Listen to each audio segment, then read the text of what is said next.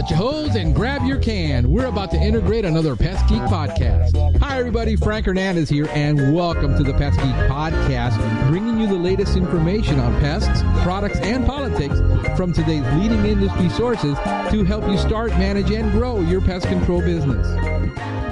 Hey, welcome back. Welcome back to another edition of the Pest Geek podcast. I am Frank Hernandez, your Pest Geek, here discussing all things pest. We want to remind our audience to join in on the revolution. That's right, join in on the conversation, be part of the society. Pest Geek Podcast Listeners Group on Facebook. And we're on YouTube. We're on the web, pestgeekpodcast.com. Check out there the notes, everything that we put into the podcast. They're all on there. And here is Stephen Van Tassel with today's topic. Thanks, Frank. Stephen Van Tassel here, wildlife control consultant, talking about the wildlife. Hey, I just came back from the National Wildlife Control Operators Association national meeting, the Wildlife Expo being held in Myrtle Beach. I was there from February 4th through the 9th. And wow, what an expo it was. And so let's talk a little about training. So I'm biased. So in case any of you out there are wondering what my bias is, let me put my cards on the table here. I am a board member, director of the National Wildlife Control Operators Association. I'm the Western director. So basically that means everything west of like Missouri, of the United States is sort of my territory, if you want to call it that. I represent the wildlife control operators in that part of the country for our association. So the National Wildlife Control Operators Association is a trade association that's nonprofit that advocates for the interests of wildlife control operators by providing training, by advocating for proper legislation among state governments and the federal government as well.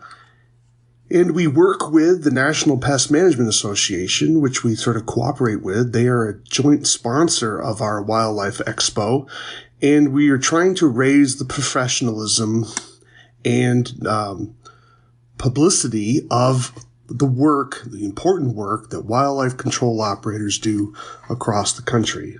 Those of you who are dealing primarily with bugs have it a little bit better than us because you guys are more regulated. Now, you may hate regulations and you may scream at the government or whatever, but the reality is that the government protects what the government regulates.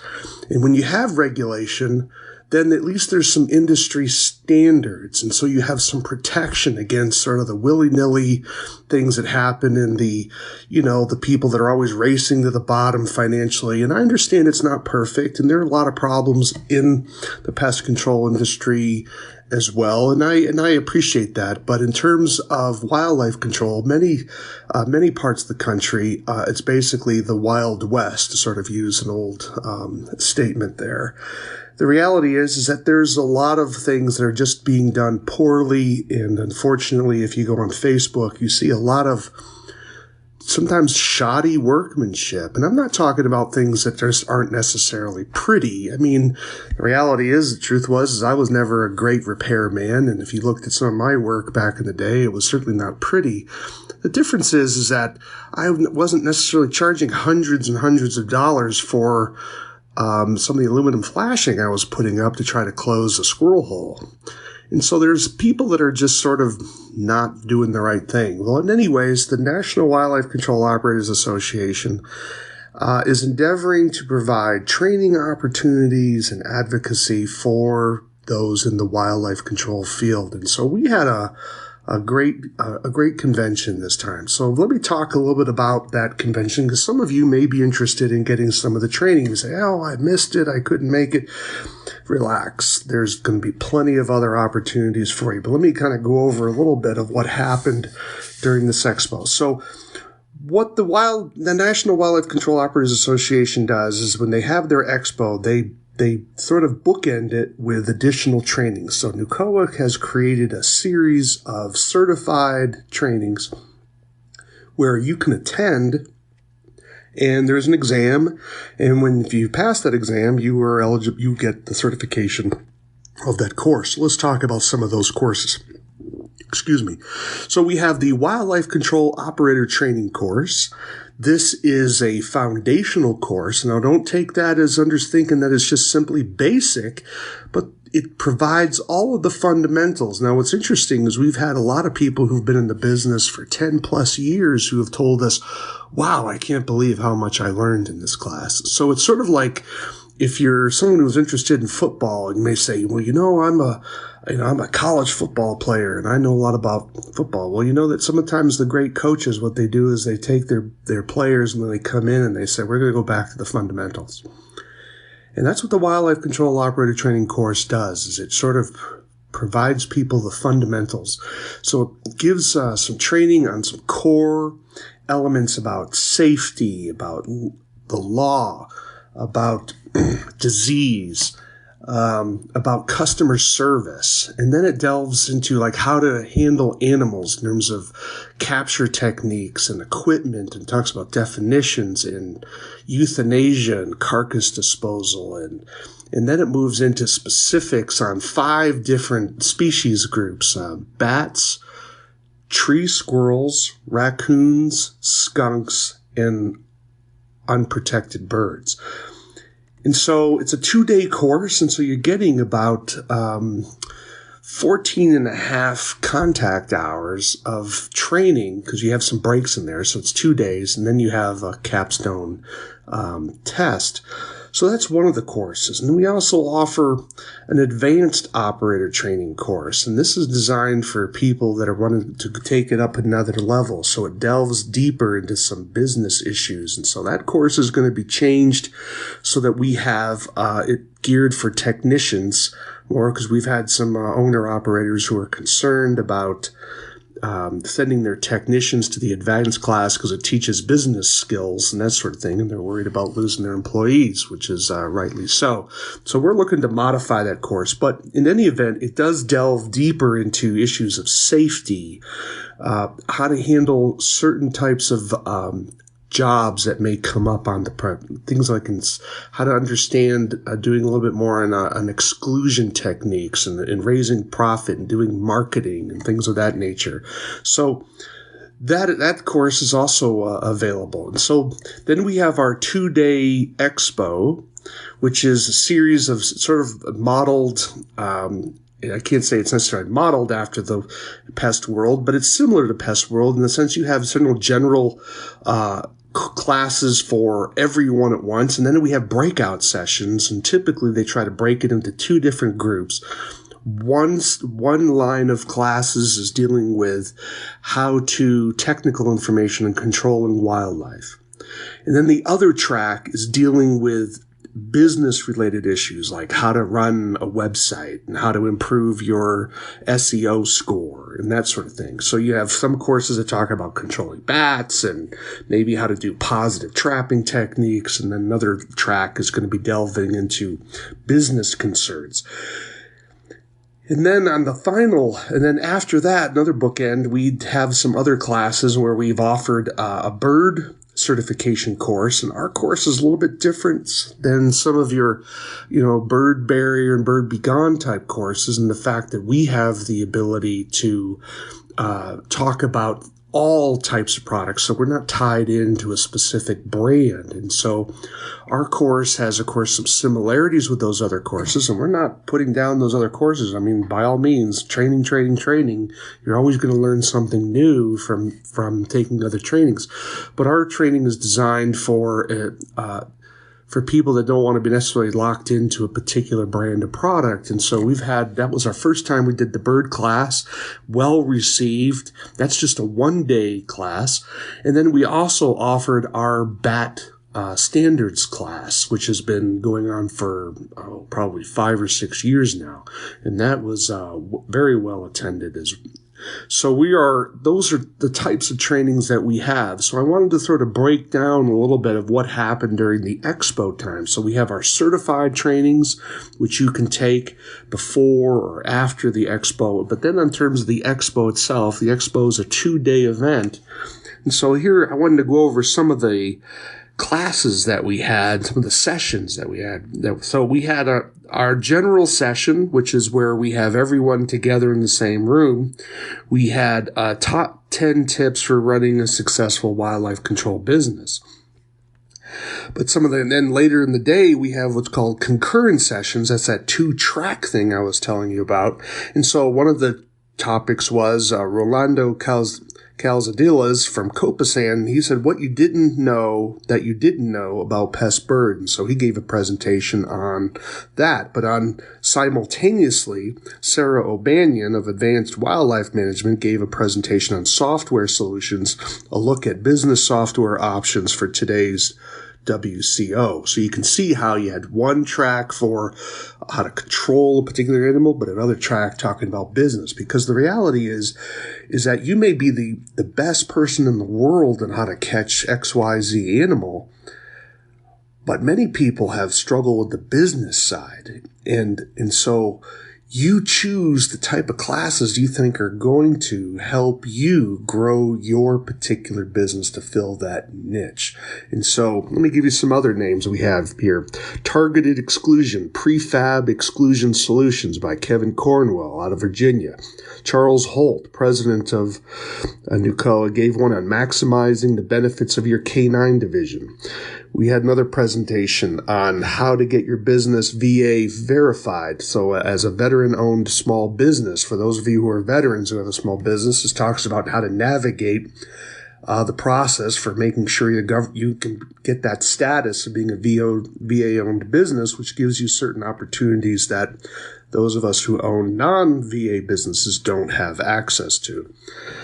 We had another presentation, this one by Jack Ammerman of Advanced Wildlife Control, instrumental electronic recording devices for the wildlife control industry. And I was able to sit in on his presentation, and it was fascinating to see how he talked about taking certain types of recording devices to monitor his employees and protect his business when, from accidents like, the proverbial I wasn't going through a red light when a technician is driving and someone T-bones them and people are just claiming, oh no, he blew the red light. No, you blew the red light. She talked about that. He also talked about some other things about recording, how to use devices to find animals inside of walls and that sort of thing. So we had another presentation on reptiles and snakes where we actually had a guy come in and bring in a bunch of sample examples of snakes to help teach people about handling snakes. And that was Russell Cavender and James Sargent of Snake Chasers. We had dealing with your brand, protecting your brand, dealing with a public crisis online.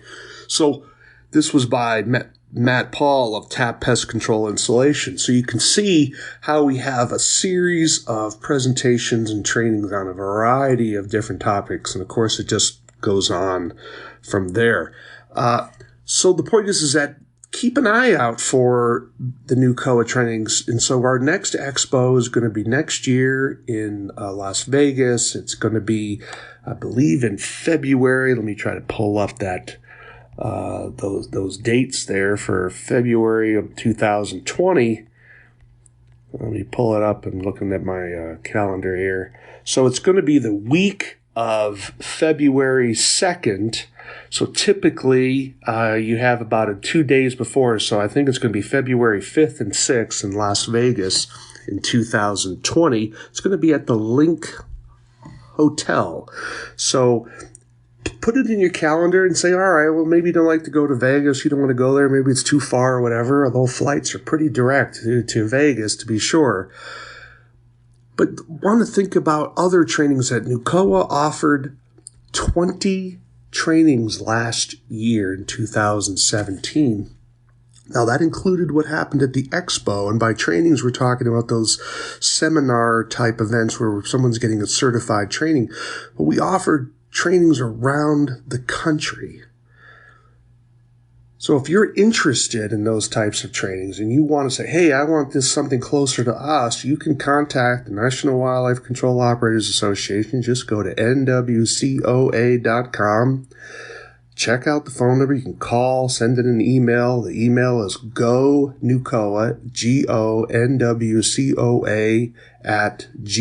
@gmail.com. And you can say, hey, we're interested in some training. And so generally what they're looking for is you need to be thinking about 20 to 25 people who can attend, because we have to have enough people attending to cover the cost, because we're flying out our training coordinator or other presenters. And so there's things involved in that. But let's say you don't want to be doing that. Well, you can contact NUCOA, be on an email list with them. You don't have to be a member, and you can find out what trainings are. We announce them well in advance. Sign up to the nucoa.com page. We have a public version and a private version for those who are members. But if you're public, if you don't want to be a member or just not interested, want to check it out, you can follow on our NUCOA page with Facebook. You just have to answer a few small questions and we'll welcome you in. And that'll give you information about when we're offering various trainings, because we're going to be probably offering at least another 20 trainings this year in 2019. So we've already offered a bunch. I've given training in Oregon. We've had training in North Carolina. We've had training in Virginia. And that's not even counting the expo that was done in South Carolina. So upcoming trainings that we're looking at is going to be in Minneapolis. We're offering the BAT Standards 2, which is going to be a hands-on event. We have another training coming online, and it's going to be in Texas. It's going to be on disease. That'll be an 8-hour course on disease prevention, which is something that's sorely being neglected by many wildlife control operators. And so we'll probably offer maybe a BAT Standards at the same time. We try to dovetail some things because it tries to reduce some travel costs and offer more opportunities. So that's going to be offered in Texas. And so there's going to be more. I mean, so things are rapidly moving.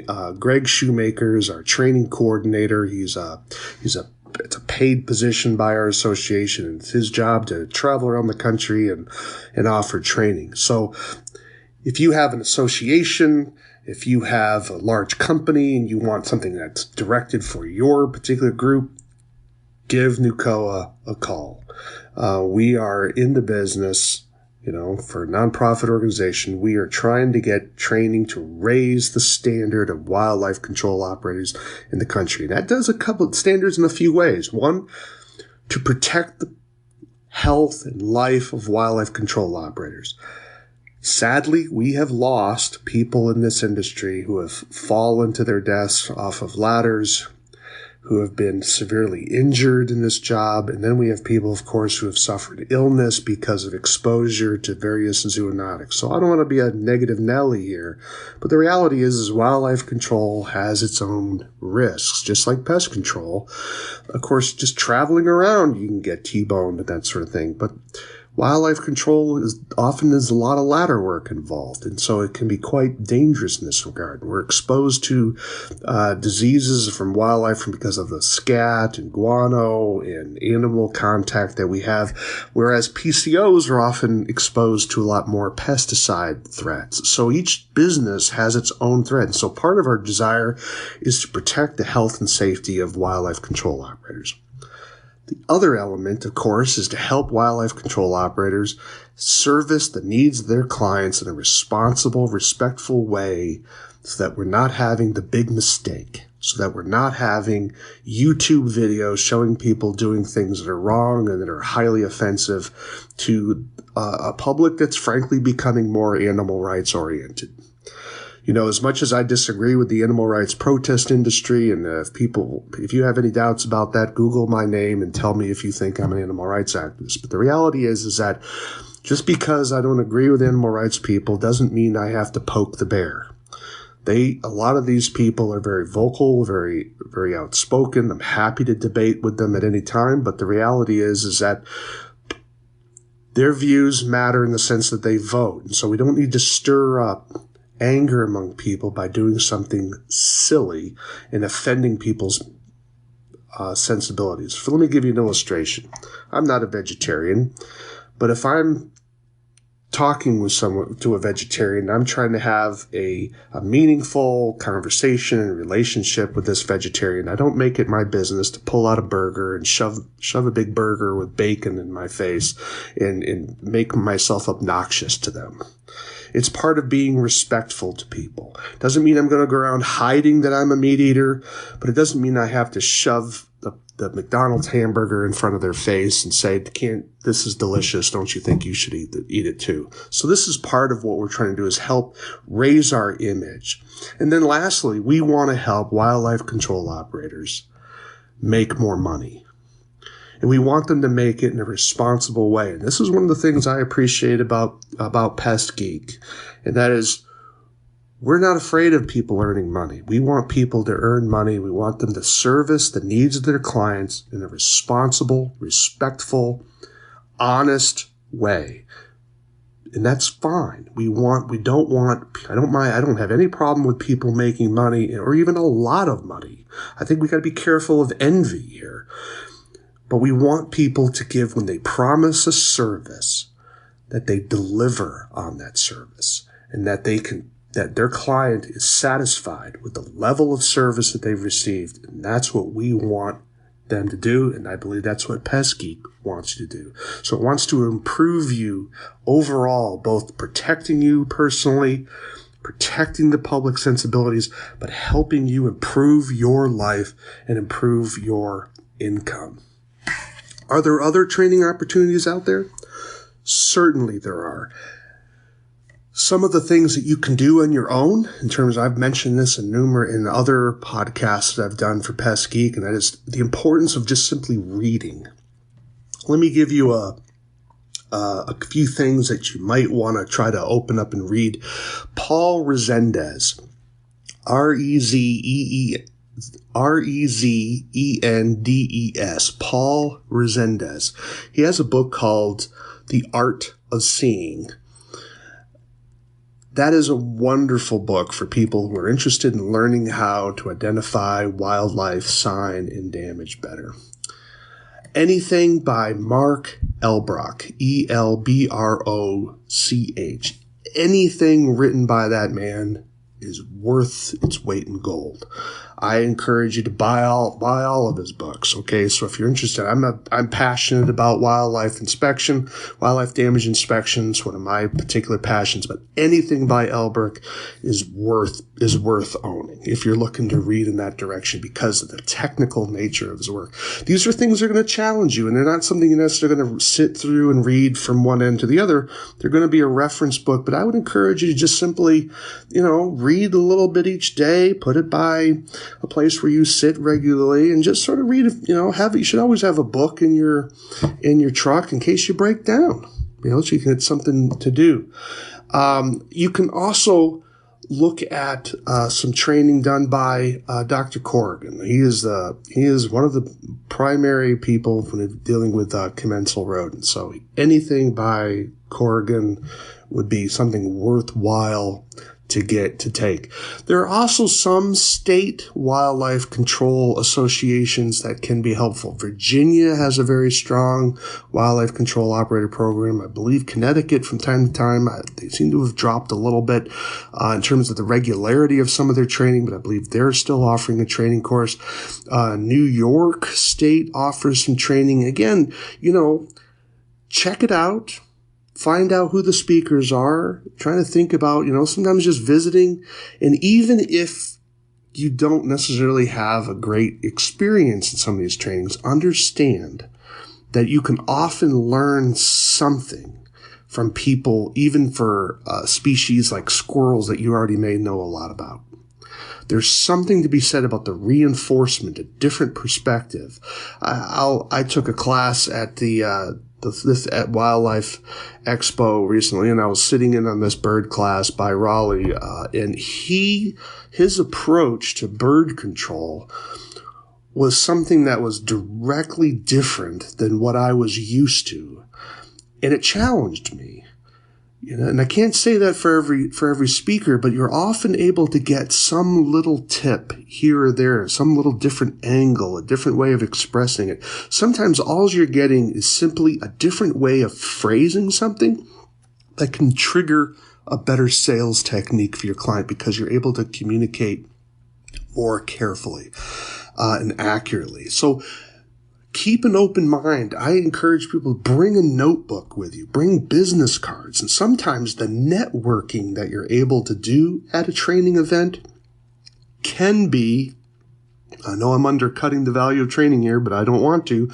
But the reality is that sometimes the networking is more valuable than the training event itself. Don't underestimate the value of reaching out to people who are in your industry. You can build up friendships. Sometimes people on the opposite side of the state where they're out of your market that can be a resource for you. And sometimes if you get the big job, you can form a short-term alliance and work together to fulfill that job and then go back to your respective work. Sometimes, you want to compete in business and you want to be aggressive in the sense of trying to get, earn that money and expand your business. But sometimes in wildlife control, you need to develop some friends. And we have relationships in this industry where people are competitors, but they're not enemies. And sometimes they will work together on big jobs. And sometimes they will say, hey, when I'm going on vacation, I'll forward calls to you. And when you're on vacation, you can forward calls to me. Now, what kind of value can you put on that? Because the reality is that many people in this business, sometimes when you're self-employed, you need to take some time away to unplug. If you're working 365 days a year, 24/7, blah, blah, blah, you're in the wrong business. That is not healthy. There's a lot of laziness in our world, but there's also a lot of people who are working themselves to death for what? To get more stuff because they're broken relationships. It is far cheaper to maintain the health of your marriage than to go through the pain of a divorce because you've poured your life into work when you should have been paying a little bit more attention to relationships. So the reality here is understand that training can help sharpen your sword, can help sharpen your axe, so you're not spending so much time chopping down that tree. And so we've had situations where people have taken a training event and they have learned something that instantly paid for the cost of the event itself. And Uncle Sam helps underwrite your trip. So when you go on these training events, understand all of that can be a business expense so that you can subsidize. Sometimes people add a couple days onto a trip to make a little mini vacation out of it so they can have a learning experience and have a little chance to unwind as well before they get back into the rat race. I would encourage you to definitely think about that. Again, training should be a definitive part of your experience as a WCO, as a PCO. Challenge yourself and make sure you're sharpening that sword a little bit. And I hope some information about the National Wildlife Control Operators Association helps you make some decisions about training you're going to get in 2019. I'm Stephen Van Tassel for Wildlife Control Consultant. Back to you, Frank. We hope you have enjoyed this edition of the Pest Geek Podcast. Until next time, have a pestacular day. Thank you for listening to the Pest Geek Podcast. If you have enjoyed the Pest Geek Podcast, please give us a rating, write a review, or subscribe to the channel. You can join the Pest Geek Society by visiting pestgeekpodcast.com. Thank you for listening. See you next time.